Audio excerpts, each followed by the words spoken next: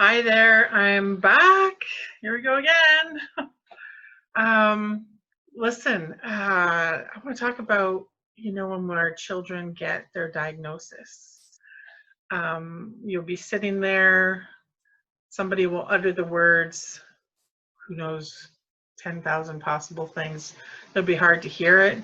Your brain will think, what do you mean? How is that possible? What does that diagnosis even mean? Um, and and and then you get to go home with your child, and you try to figure out, what does this new world mean for me, for us, for our family. It's shocking, and it can deflate you a little bit, for sure, or a lot. Depends on, if your child has survived NICU, if your child has been lagging in their development, or is not meeting their milestones, and you suspect a developmental delay. The question is, for what? Why? What's the diagnosis? What's the name of this thing that my child has? These behaviors that my child has. Why is my child not doing X, Y, or Z?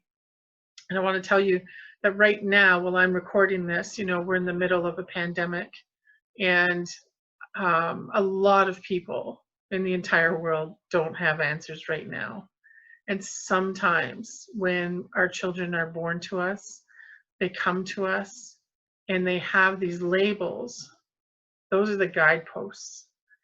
There just is no absolute answer. And the guidepost says, do your best.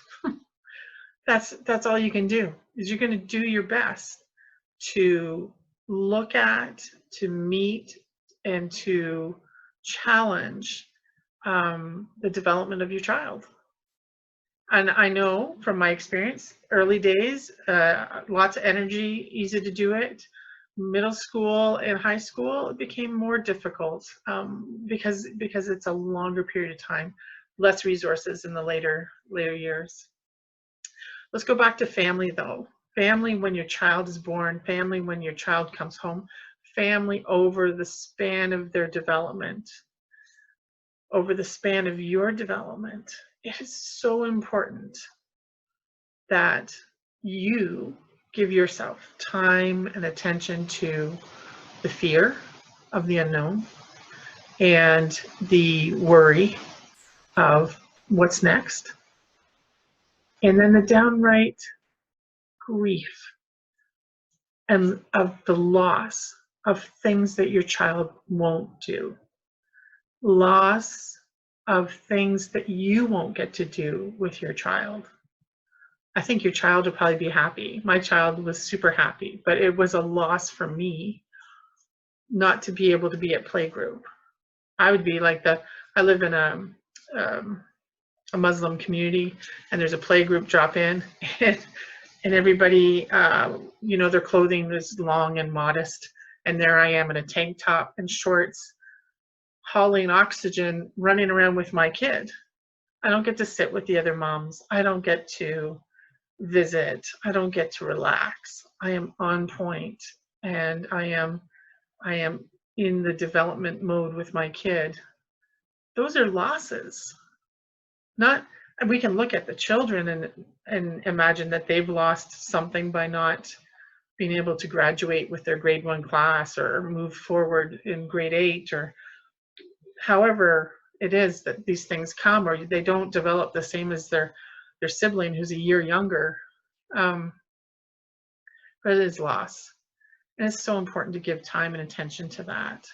And when it comes to extended family, it's important to tell them too that these are losses, and they don't need to understand.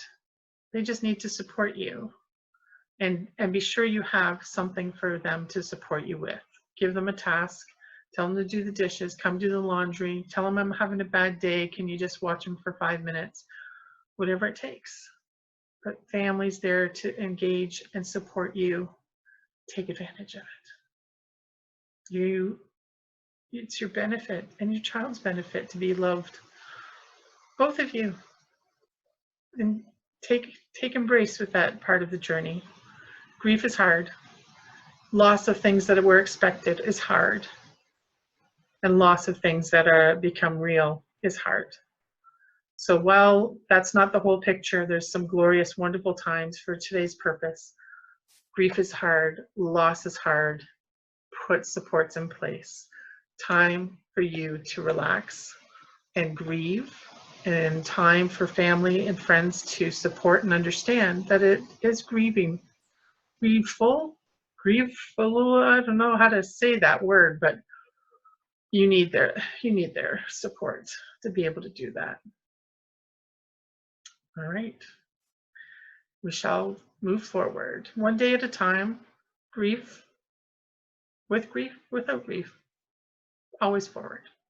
Take care.